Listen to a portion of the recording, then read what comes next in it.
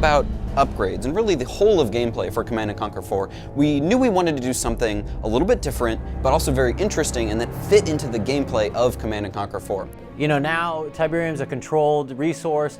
No longer do you have these huge expansive fields of Tiberium where you have to go and harvest them anymore. So when you take Command & Conquer 4's gameplay from a very base level in terms of multiplayer, what we had in place at first was this domination mechanic where you take control of specific areas of the Tiberium control network, and this gains you points over time. There's this huge network that's kind of controlling Tiberium. It's no longer ravaging the Earth. The Tiberium control network allows us to represent that. You'll see a variety of cables, pipes, emerge from cliffs, dive into the ground, emerge up into other different tech structures, and that's what's something I think gives a Command & Conquer a look that's different from previous titles in the franchise. And we realized that we wanted to add a couple of things to the formula in order to make it feel a little bit more CNC, but also to add more points of interest to the map and to add more interesting gameplay. So, you know, how to integrate it into CNC4. Our community loves harvesting Tiberium. I mean, they are crazy about Tiberium and wanted to figure out a way to get it into the game, but to have it make sense with the fiction, as well as add a new strategic layer to the gameplay.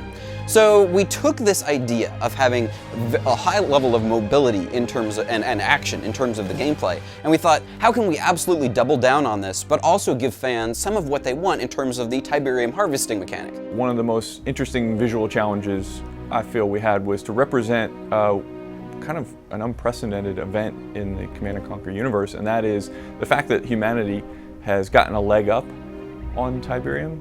That's how we got where we are now. And what we ultimately decided was that having players put down refineries to these particular areas and having large spread out Tiberium fields not only no longer played into the fiction anymore, but it also didn't play into the gameplay as well anymore.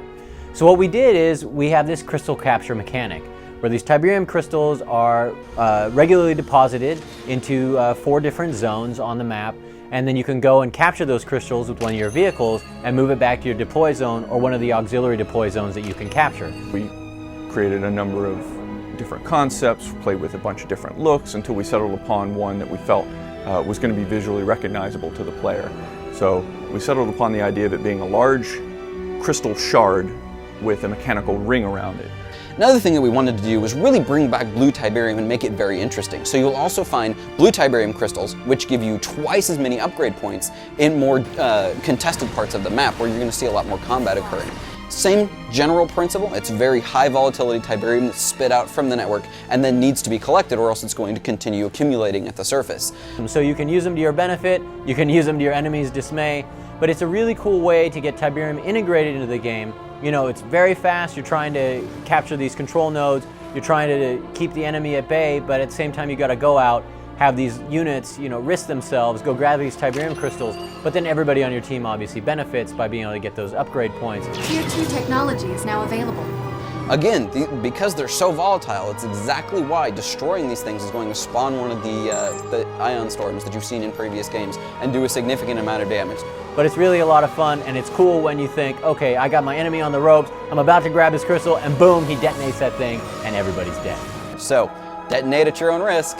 We've been having a lot of fun with it. It allows you to keep in the fast gameplay of capturing those Tiberium control nodes, fighting with your enemies, but then also being able to really help your team out, grab those upgrade points and those crystals, and you know, hey, it's great having that roving bomb. We're very excited to throw this new mechanic into sort of the old hat of RTS mechanics. We feel that, and a lot of the players that we've had play the game feel that it plays very interestingly into the new mechanics of Command & Conquer 4 and really the shift in RTS that we've taken into a much stronger focus on action, on gameplay, on what you're doing with each individual unit. I was really impressed with everyone who worked on it. I'm really excited to see it in the community's hands, have everybody play with it, because I think they're going to really enjoy it. And I can't wait for you to play the game. Comes out March 16th.